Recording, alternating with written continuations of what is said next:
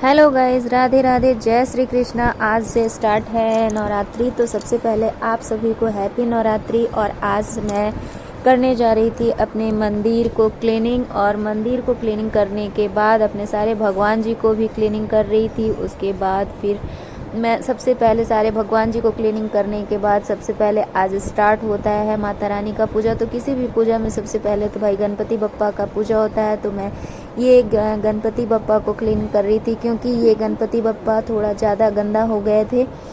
ये गणपति बप्पा को मैं लाई थी सिद्धि विनायक से। ये छोटे से इतने क्यूट से है ना कि मैं उन्हें जब देखती हूँ मुझे बहुत प्यारे लगते हैं ये। और इनकी पूजा क्लीनिंग करने के बाद, इनको स्नान करवाने के बाद फिर मैं तैयारी कर रही थी अपने लड्डू गोपाल को नहलाने के लिए। सॉरी, थोड़ा सा टंग फिसल गया था। तो लड्डू गोपाल को नहलाने के लिए, जैसा कि मैंने पिछले वीडियो में भी बताया है कि एक मैं पीतल का थाली लेती हूँ, उसमें स्वास्तिक बनाती हूँ, थोड़ा सा तुलसी पत्ता डालती हूँ, कुछ फ्लावर्स डालती हूँ ताकि डेकोरेशन हो जाए और देखने में थोड़ा सुंदर लगे। और एक थाल में मैं इनका सारा न्यू पोशाक निकाल करके रखी थी। मैं आज कोशिश की थी सारा चीज़ इनके लिए न्यू ही लाऊं। ड्रेस था, टॉवेल था, जितना भी चीज़ था मैं सारा ले आई थी। और इन्हें अब मैं पहले स्नान करवा रही थी। तो आज मैं इन्हें पंचामृत से स्नान करवा रही हूँ, क्योंकि आज नवरात्रि स्टार्ट है। तो मुझे लगा कि आज पंचामृत स्नान इनको करवाना चाहिए, क्योंकि इनको पंचामृत स्नान करवाने के बाद मुझे बहुत संतुष्टि मिलता है। क्या होता है नहीं होता है मुझे तो नहीं पता, लेकिन मुझे बहुत संतुष्टि मिलता है। ये बीच में आ गए थे किसी काम के लिए, इसलिए थोड़ा सा हो गया। और पंचामृत स्नान करवाने के बाद इनको मैं शुद्ध जल से स्नान करवाती हूँ। लेकिन थोड़ा सा वही होता है ना कि पंचामृत स्नान कराने के बाद घी वगैरह लग जाता है। तो मैं इन्हें थोड़ा सा ये पुराना टॉयल था, उससे मैं इनका बॉडी को पोंछ रही थी, क्लीन कर रही थी। उसके बाद फिर मैं इनका टॉवेल भी आज नया निकाली हुई थी, क्योंकि मैं कोशिश की थी कि इनके लिए सारे चीज़ को भी मैं नया ही निकाल। बाद मैं इनके साथ कुछ बातें भी कर रही थी, क्योंकि इनके साथ बातें करके मुझे बहुत सुकून मिलता है, मुझे अच्छा लग रहा था। मैं ऐसा बात कर रही थी जैसे लग रहा था कि मैं किसी बच्चे से बात कर रही हूँ। तो मुझे तो अच्छा लगता है इनसे बात करके। मुझे बात करने के बाद मुझे बहुत संतुष्टि मिलता है। तो मैं इन्हें तैयार भी कर रही थी और कुछ इनसे बातें भी कर रही थी। और मैं इनसे बोल भी रही थी कि आज आपको सारा नया चीज़ लेकर के आई हूँ आपके लिए। और ये छोटू सा चड्डी ये भी मैं नया ले करके आई थी। और उसके बाद आज मैं इन्हें येलो ड्रेस पहनाई, क्योंकि आज नवरात्रि का पहला दिन था। तो नवरात्रि के पहला दिन येलो वस्त्र ही पहनाना चाहिए। खुद को मैं पहनी थी येलो, और इन्हें भी मैं येलो ही पहना रही थी। एक तो आज गुरुवार था, तो गुरुवार के दिन ऐसे भी येलो ही पहना जाता है।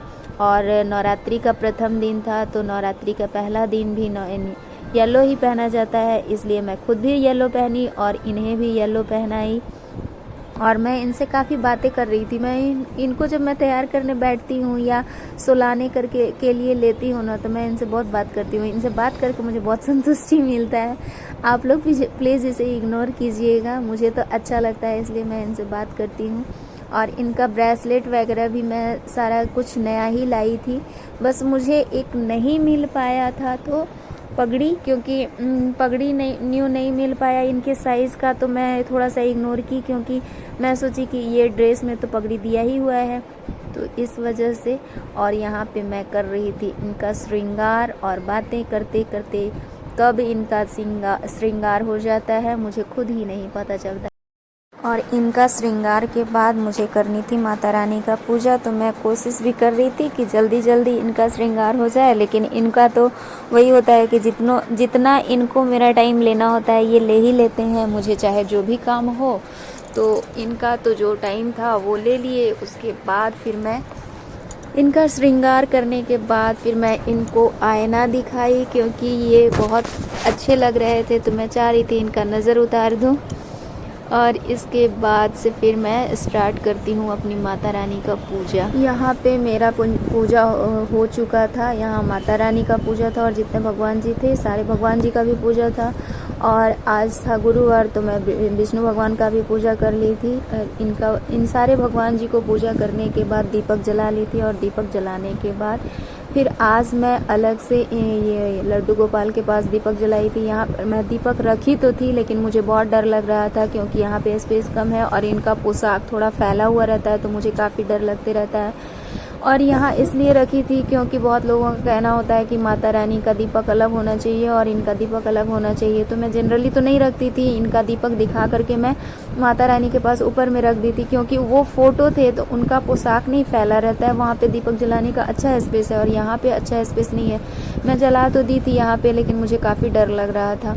और उसके बाद फिर मैं अब आ जाती हूँ दुर्गा चालीसा पढ़ने के लिए। तो सबसे पहले मैं पुस्तक का पूजा करती हूँ, बुक का, और बुक का पूजा करने के बाद मैं भगवान जी से प्रार्थना करती हूँ, संकल्प लेती हूँ कि मुझे 9 दिन पूजा करना है, प्लीज़ आप मेरे पूजा को स्वीकार कर लें। और उसके बाद फिर मैं यहाँ स्टार्ट करती हूँ। इनका स्टार्ट करने के बाद फिर मैं करती हूँ माता रानी की आरती और उसके बाद करती हूँ अपने लड्डू गोपाल की आरती। और इस तरह से मेरा होता है सारे भगवान जी का पूजा संपन्न। मेरी पूजा आप लोगों को कैसी लगी प्लीज़ मुझे कमेंट करके ज़रूर बताइएगा। मैं बहुत ही सरल तरीके से पूजा करती हूँ क्योंकि मुझे बहुत ज़्यादा नहीं आता है, मुझे जितना आता है। बहुत तरह के लोग बहुत तरह का पूजा करते हैं, लेकिन मुझे जितना आता है मैं उतना ही करती हूँ और मुझे संतुष्टि भी मिलती है कि मैं पूजा कर ली हूँ। तो बस वही होता है, भगवान भाव के भूखे होते हैं। तो मुझे लगता है कि मेरे अंदर भाव है तो मैं कर लेती हूँ। मैं सारा पूजा इसी टाइप से करती हूँ। और पूजा संपन्न होने के बाद फिर मैं लास्ट में इनका पर्दा गिरा देती हूँ। उसके बाद फिर मैं चली जाती हूँ अपना काम।